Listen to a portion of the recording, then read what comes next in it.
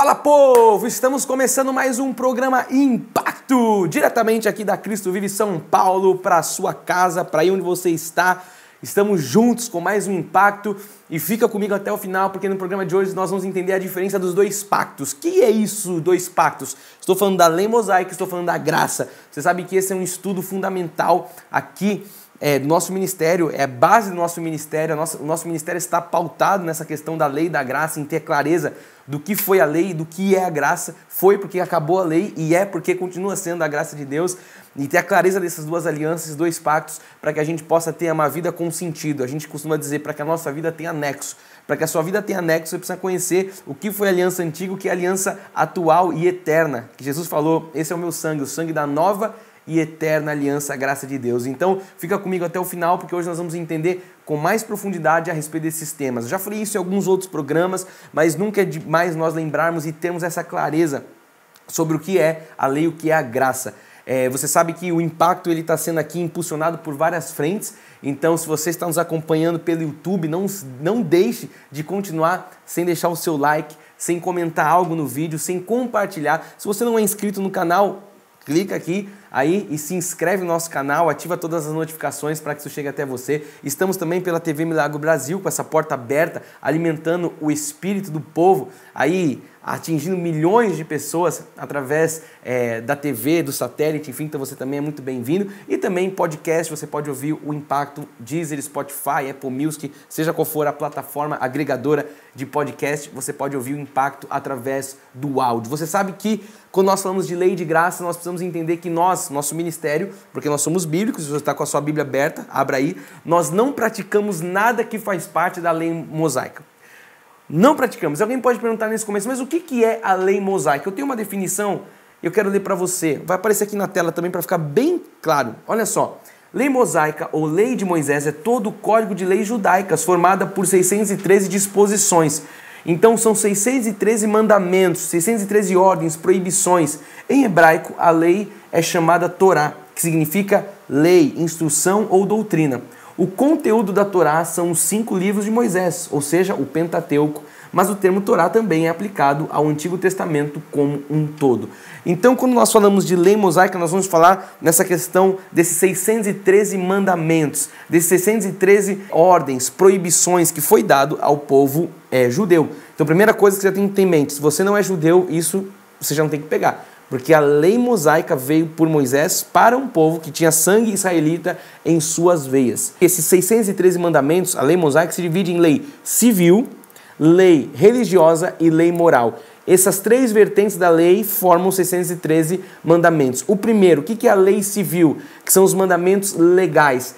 Qual que era o objetivo? O objetivo da lei civil tinha como ali finalidade regular a sociedade civil do Estado teocrático de Israel. Eles eram um povo teocráticos, porque Deus dava ordem, e a lei civil ela tinha esse objetivo. Eu separei aqui só um exemplo para isso ficar claro no seu coração. Aí, o que era um exemplo de lei civil? Olha só, Êxodo 21, 12 em diante, fala assim: quem ferir alguém de modo que este morra, certamente será morto.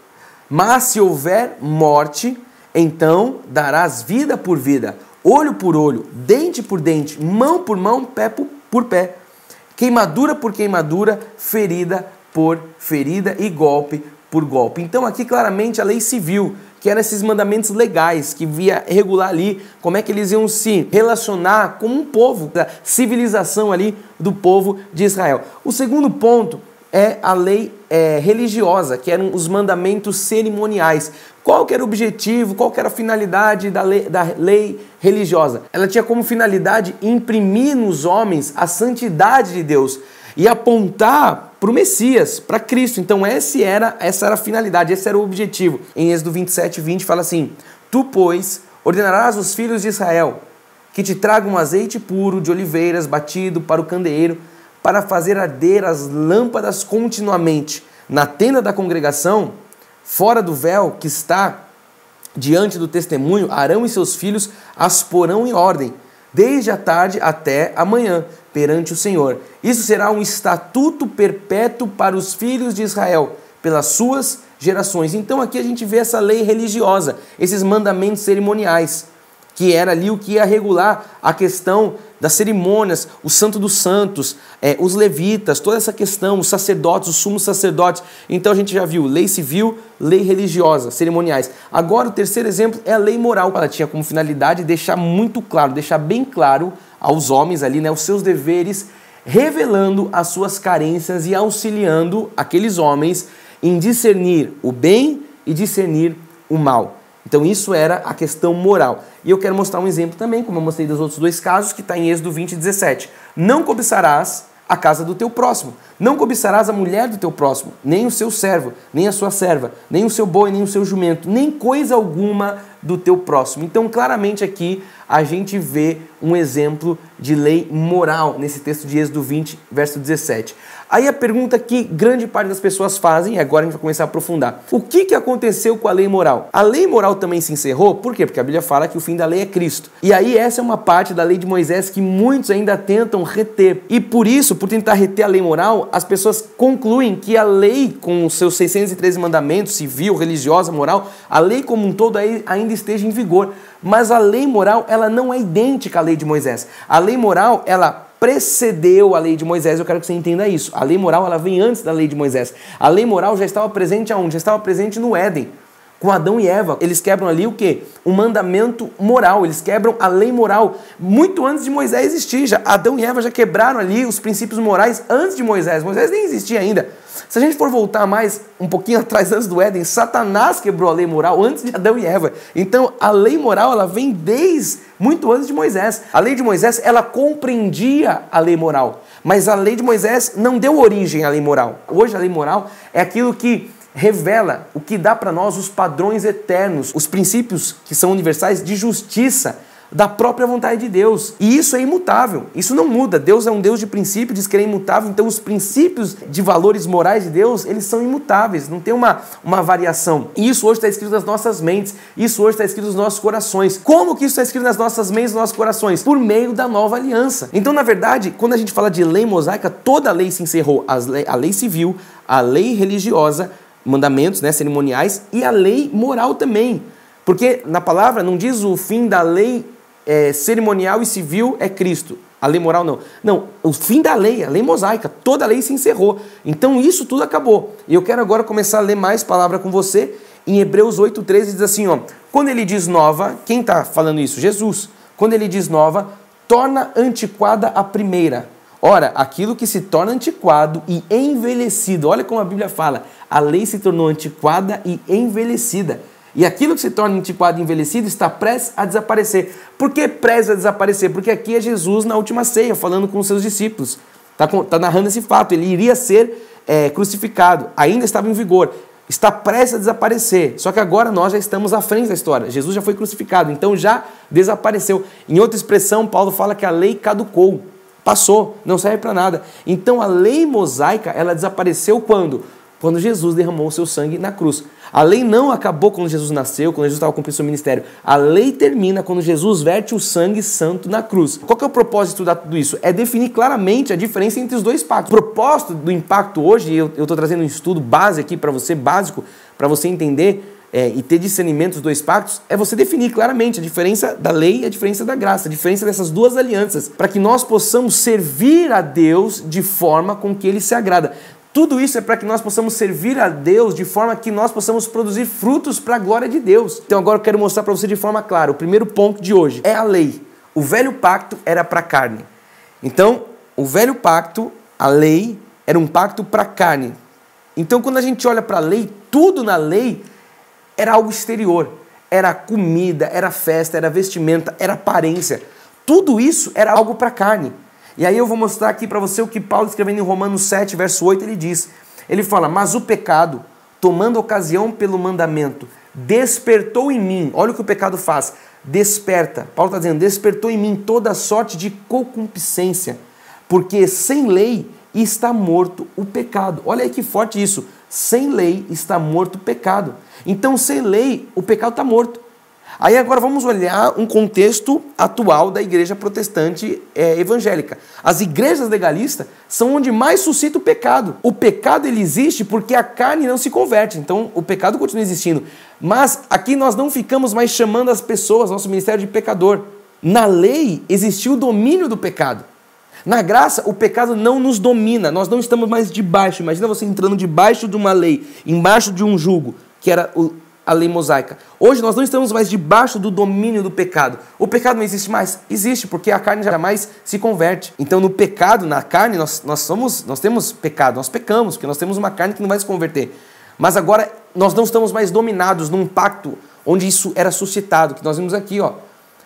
O pecado faz isso, ele despertava nas pessoas essa sorte de concupiscência. Olha o que Paulo fala agora em Romanos 5:20. Ele fala, sobreveio a lei para que avultasse a ofensa, mas aonde abundou o pecado, superabundou a graça. Então você tem que entender que a lei foi introduzida para que o pecado abundasse. Olha que coisa chocante para você aprender. A lei foi acrescentada, nós vamos estudar isso ainda, foi acrescentada para que o pecado fosse, aqui nós para que avultasse a ofensa, mas onde abundou o pecado, superabundou a graça. Então, você já viu criança, você que tem filho como eu, você chega para a criança e fala assim, ó, você não vai pôr o dedo na tomada, você não vai mexer aqui, você não vai mexer ali. Quando você põe o não faz isso, isso suscita a vontade. É mais ou menos o que a lei fazia. 613 mandamentos, não faça, não faça, não faça, não faça. E isso trazia o quê? Avultasse a ofensa, avultasse a vontade de fazer o pecado. Então não faça isso. E você vê nas igrejas aí legalistas, quanto mais não, as pessoas querem fazer. Então é aquela aparência, aquele cabelo comprido, aquela coisa, aquela falsa santidade, aquela falsa aparência de religiosidade, né? De religião, de santidade, mas é tudo religioso. Mas na verdade onde mais tem, estatisticamente, você vê pecados, coisas escondidas. Por quê? Porque o pecado faz isso, ele suscita essa vontade. Olha o que diz em Romanos 7,12. Por conseguinte, a lei é santa e o mandamento é santo e justo e bom. Então, só para entender essa passagem, a lei em si, ela era boa, mas a nossa carne contamina aquilo que era justo, aquilo que era santo. A lei era um contrato, era um pacto, para pensar. Então tinha a parte de Deus e também tinha a parte do homem. Pela parte do homem, que é a nossa carne, a lei se tornava contaminada, porque a lei em si, tirando a carne, ela era justa, bom e santa. Só que, como é um contrato, tinha a parte de Deus e a parte do homem. A parte do homem vem o quê? Vem a carne. Vem o pecado, e aí se torna maldição. Então, vamos continuar lendo aqui agora Romanos 8, verso 3. Porquanto o que for impossível à lei, então tem coisas que foram impossíveis aqui para a lei, né? No que estava enferma pela carne, é o que eu acabei de explicar. A carne enferma trazia essa maldição, essa enfermidade para a lei. Porque a lei era justa, santa e bom, nós vimos aqui. Mas pela carne trazia essa enfermidade. Isso fez Deus enviando o seu próprio Filho em semelhança de carne pecaminosa e no tocante ao pecado. E com efeito, condenou Deus na carne o pecado. Então, o que tem que ficar muito claro para você que está ouvindo e lendo a palavra comigo, e a palavra está cortando aqui, ninguém poderia cumprir a lei. Por quê? Porque não era algo cumprível para um ser humano comum. Por isso Jesus veio. Por que Jesus veio? E por que Jesus veio sendo um judeu? Porque ele precisava ser judeu na carne para ele cumprir a lei. Jesus veio justamente porque ninguém conseguia cumprir a lei. E ele veio sendo judeu e cumpriu toda a lei. Eu quero que você veja agora comigo João 7,19. Fala assim, não vos deu Moisés a lei? Contudo, ninguém dentre vós observa, ninguém dentre vós guarda. Esse observa que ninguém consegue cumprir, ninguém consegue guardar. Por que procurais matar-me? Aqui é Jesus falando, né? Então, ninguém nunca conseguiu cumprir os 613 mandamentos da lei. Ah, mas eu vou fazer isso porque Jesus fez. Você não entendeu nada. Não entendeu nada. Por quê? Porque Jesus veio fazer algo justamente para que nós não precisássemos fazer. As pessoas falam, Jesus jejuou, vou jejuar. Jesus se batizou, vou me batizar. Jesus se circuncidou, aí ninguém pega essa parte. Jesus pôs a coroa de espinho, não, ninguém pega essa parte. Jesus foi cuspido, não, ninguém pega essa parte. Então, Jesus fez muitas coisas na carne justamente para nós não fazermos hoje. Então isso não é uma justificativa plausível, não, Jesus fez, eu vou fazer. Não, Jesus fez no cumprimento da lei. Jesus, nós não imitamos ele no cumprimento da lei, nós imitamos ele nos princípios, nos valores, naquilo que é imutável. Agora, no cumprimento da lei, no que ele estava cumprindo ali, não, porque ninguém conseguia cumprir a lei. E ele veio sendo judeu justamente para isso. Lá em Atos 7,53 fala assim, vós que recebeis a lei por mistério de anjos, e não aguardar. Só ninguém conseguia guardar a lei. E diz ainda que quem tropeçasse em um ponto da lei era culpado por todos os outros. Só para você entender. Ah, tem um ponto lá da lei cerimonial. O cara pecou, caiu nesse ponto da lei cerimonial. Ele era culpado, ele era maldito por todos os outros 612 mandamentos. Civis, religiosos, todos. Então era algo impossível. Está lá em Tiago 2,10, olha só. Pois qualquer um que guarda toda a lei, mas tropeça em um só ponto, se torna culpado de todos. Então ninguém foi capaz de guardar sua lei, só Jesus. Fala aí na sua casa, só Jesus foi capaz de cumprir, de observar toda a lei. Aí alguém pode perguntar, tá bom, então se você está falando isso, não sei o que estou falando, está lendo na palavra, estou te mostrando a revelação, por isso que eu falo, fica com a sua Bíblia aberta. Para que serviu a lei então? Essa talvez seja a maior pergunta. Por que a lei então? Por que serviu a lei? Por que veio a lei então? E eu vou mostrar para você, logicamente, aonde? Na palavra, a resposta para tudo isso. Em Gálatas 3,19, até o verso 25, diz assim, o apóstolo Paulo, qual, pois, a razão de ser a lei? Então aqui vai responder essa sua pergunta. Foi adicionada por causa das transgressões. Então a lei foi um acréscimo, ela foi adicionada por conta das transgressões. A lei nunca foi a intenção original do coração de Deus. A intenção do coração de Deus sempre foi a graça, mas por conta das transgressões, ele acrescenta o pacto da lei, né? A lei. Até que viesse o descendente. Então, até que viesse aquele descendente, que era Jesus, né? Até que viesse o descendente a quem se fez a promessa. Quem era esse? Jesus. E foi promulgada por meio de anjos, pela mão de um mediador. Verso 20. Ora, o mediador não é de um, mas Deus é um. Verso 21. É porventura a lei contrária às promessas de Deus? De modo nenhum. Porque se fosse promulgada uma lei que pudesse dar vida à justiça, na verdade seria procedente de lei. A verso 22. Mas a Escritura encerrou tudo sob pecado, para que mediante a fé em Jesus Cristo fosse a promessa concedida aos que creem. Então, não é nada por lei, nem por obras, é por fé, aos que creem, a promessa é manifesta. Verso 23, mas antes que viesse a fé, estávamos, olha só agora, antes que viesse a fé, o dom da fé que Paulo fala em Efésios 2,8, pela graça sois salvos mediante a fé, isso não vem de vós, é um dom. Antes que viesse o dom da fé para nós crermos, olha o que está dizendo aqui, antes que viesse a fé, estávamos sob a tutela da lei, estávamos debaixo dessa tutela, e nela encerrados para essa fé, que de futuro, a fé estávamos ali encerrados, porque a fé não tinha se manifestado, olha só agora, que de futuro haveria de revelar-se. Então algo que no tempo da lei não tinha se manifestado ainda, era algo futuro, ia ser manifestado. Quando? Quando Jesus vertesse o sangue na cruz. Verso 24, de maneira que a lei nos serviu de aio. Para que serviu a lei? Está respondendo aqui, ela nos serviu de aio, para nos conduzir a Cristo, a fim de que fôssemos justificados por fé. Mas tendo vindo a fé, a graça, o outro pacto, não permanecemos subordinados ao aio. Então isso aqui tem que estar muito claro no seu coração. A lei, ela foi só uma rodovia. Imagina só, sei lá, uma rodovia ou um veículo que levou o povo até Cristo. A lei conduziu o povo até Cristo. Depois disso, ela não existiu mais. Não estamos mais subordinados ao aio. Não estamos mais subordinados àquele que foi o condutor. Então a lei, ela não foi dada para o justo, em si para o transgressor. Olha que coisa forte. Não foi para os justos, foi para os transgressores. Ela foi acrescentada por conta das transgressões. Nós acabamos de ler isso. Olha mais, em 1 Timóteo 1, 9, 10 e 11. Tendo em vista que não se promulga a lei para quem é justo. Não foi para o justo. Mas para os transgressores e rebeldes e irreverentes e pecadores e ímpios e profanos e parricidas e matricidas e homicidas. Olha para quem a lei é. Verso 10. Impuros, sodomitas, raptores dos homens, mentirosos, perjuros e para tudo quanto se opõe à sã doutrina. Entenda uma coisa, quem se opõe à sã doutrina está se colocando na lei. Quem se opõe à sã doutrina está se colocando debaixo de um pacto de maldição e de morte. Verso 11, para encerrar. Essa passagem diz, segundo o evangelho da glória de Deus, bendito, do qual fui encarregado. Então Paulo ele foi encarregado, assim como nós também, você é gentil, você não é israelita. Nós, assim como Paulo, fomos encarregados de pregar um evangelho. Qual é o evangelho que Paulo estava ali encarregado de pregar? O verdadeiro evangelho, a graça de Deus. E é isso que nós estamos anunciando nesses tempos finais. Mais para você, ó, Gálatas 3,12. Ora, a lei não procede da fé, então não tem nada a ver com fé. Mas aquele que observa os seus preceitos, por ele viverá. Então, a lei não é da fé. Então, se você vive por lei, você não vive por fé. Porque aquele que observa os seus mandamentos, por eles viverá. E a lei não procede da fé. Então, nós acabamos de entender essa questão da lei. O segundo ponto de hoje é que a graça, o novo pacto, é para o Espírito. Olha só, Romanos 6,14. Porque o pecado não terá domínio sobre vós, pois não estáis debaixo da lei, sim da graça. Você tem que ter isso claro. Então aqui, como diz, a gente não fica chamando as pessoas do nosso ministério pecador. Por quê? Porque nós entendemos o que a Bíblia diz. nós entendemos que agora nós somos redimidos. Se nós somos redimidos, nós entendemos que na graça o pecado não reina mais nas nossas vidas. Não reinará mais em nós o pecado, porque nós não vivemos, como Paulo diz, deliberadamente mais no pecado. Porque nós não estamos mais submetidos debaixo do domínio do pecado. Então, na graça, nós agora estamos mortos para o pecado. Ah, como é que você fala isso sobre isso? Não sou eu que falo, é Paulo. Está lá em Romanos 6,14.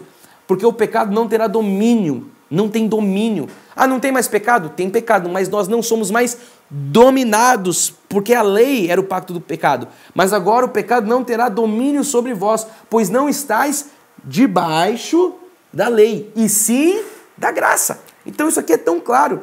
Então aqui nós não chamamos as pessoas, como eu disse, de pecadores. Nós não ficamos acusando, olha, você é um pecador, você é aquilo outro. Não, de modo nenhum.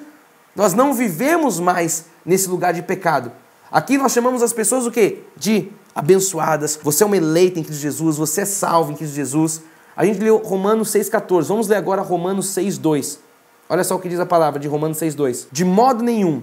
Como viveremos ainda no pecado nós, gentios, Paulo está falando nós, que para ele morremos. Então quer dizer que na graça nós estamos justificados do pecado. Nós morremos para o pecado, porque agora nós não estamos mais debaixo da lei, da maldição, do pecado e da morte. Agora nós estamos aonde? Na graça. Nós acabamos lendo no verso 14. Então isso tem que estar claro no seu coração. Vamos ler mais, Romanos 6,7. Fala assim, porquanto quem morreu está justificado do pecado. Então nós somos justificados do pecado. Mais um, Romanos 7,6 agora. Para você entender que na graça nós estamos livres da lei. Olha como diz a palavra. Agora, porém, libertos da lei. O que eu vou me meter, o que eu vou me enfiar debaixo da lei, se agora Paulo está deixando claro que nós já morremos do pecado, que agora nós, porém, libertos da lei. Por que libertos? Porque Jesus nos libertou da lei. O fim da lei é Cristo. Agora, libertos da lei, estamos mortos para aquilo que estávamos no passado. Estávamos sujeitos antes de Cristo, de modo que servimos em novidade de espírito e não na caducidade da letra. O que é essa caducidade? Ah, então não vou mais ler a palavra, porque a letra mata. A letra que mata é a lei mosaica. A letra mata e o espírito vivifica. A letra o quê? A lei mosaica, maldição e morte. O espírito, a graça da vida. Então o povo fala, não tem escritura, porque a letra mata. Aqui, a caducidade da letra. O que é isso? A lei mosaica, que era escrito em tábuas, em pedras. Agora está escrito aonde isso? Nos nossos corações. Em corações de carne, é isso que diz a palavra. Por que nós vamos ficar agora ministrando legalismo quando a Bíblia diz que isso caducou? Só reflita nessa questão. Como é que eu, pastor, vou chegar para uma igreja gentil que eu vou começar a trazer Moisés, legalismo, uma vez que fala que a lei, os 613 preceitos, isso caducou? Então veja que a graça agora ela é um pacto que está estabelecido, como diz a palavra, sobre melhores promessas, superiores promessas. Em Hebreus 8,6 diz assim, agora, com efeito, obteve Jesus ministério tanto mais excelente. Só um parênteses aqui, está comparando o ministério de Jesus com alguma coisa. Ele obteve Jesus ministério tanto mais excelente. O quê? Está comparando com Moisés, com a lei mosaica. Então o ministério de Jesus, que era graça, ele foi muito mais excelente, quanto ele também é mediador de superior aliança instituída com base em superiores promessas. Então, olha só, Jesus obteve algo muito mais excelente que Moisés. O que eu vou fazer com algo que é pior, que caducou, que é inferior, quando a Bíblia diz que agora tem um pacto, que Jesus é o mediador de superior aliança, instituída com base em superiores promessas. Você vai ficar com quem? Você vai ficar com Moisés ou você vai ficar com Jesus? Porque não dá para você agradar a dois senhores. Você vai ficar com a lei mosaica ou você vai ficar com o que Jesus conquistou na cruz? Então a gente pode ir para o final lendo aqui Efésios 2, 8 e 9, também base do nosso ministério. Porque pela graça sois salvos mediante a fé. Isto não vem de vós, é um dom de Deus, não de obras para que ninguém se glorie. Vê, a salvação nunca foi e nunca será por obras, para que ninguém se glorie. Foi o meu jejum, foi o meu batismo, foi a minha campanha, foi a minha subida ao monte. Isso não presta para nada. Não por obras para que ninguém se glorie, mas isso vem de Deus. Então na lei as pessoas se gloriam das suas obras. É o que eu acabei de falar, o meu jejum fez isso. 41 dias de jejum, eu subi no monte, fez isso. Eu passei nas águas, eu fiz uma campanha, eu dobrei o joelho, fiz isso, pus Deus na parede com minha força. Isso é o quê? Isso é a glória do homem. Mas diz que é para que ninguém se glorie. Então isso não é algo humano, não é algo de obras. Hebreus 13, 9 fala assim, não vos deixeis envolver por doutrinas várias e estranhas. Olha só agora. Porquanto o que vale é estar o coração confirmado, não é com a lei mosaica, é o coração confirmado, vê na sua Bíblia aí, com a graça, e não com alimentos, coisas do passado, não coma isso, não coma aquilo, não com alimentos, pois nunca tiveram proveito os que com isto se preocupam. Eu comecei falando ponto 1, a lei é da carne, é coisa externa. O povo que se preocupa com as coisas externas, os alimentos, as vestes, isso nunca teve proveito nenhum. Quem se preocupa com isso é o que diz a palavra de Deus. Então, o que vale é a graça. O que vale é o coração estar confirmado com a graça. E não com a lei, mas com a graça.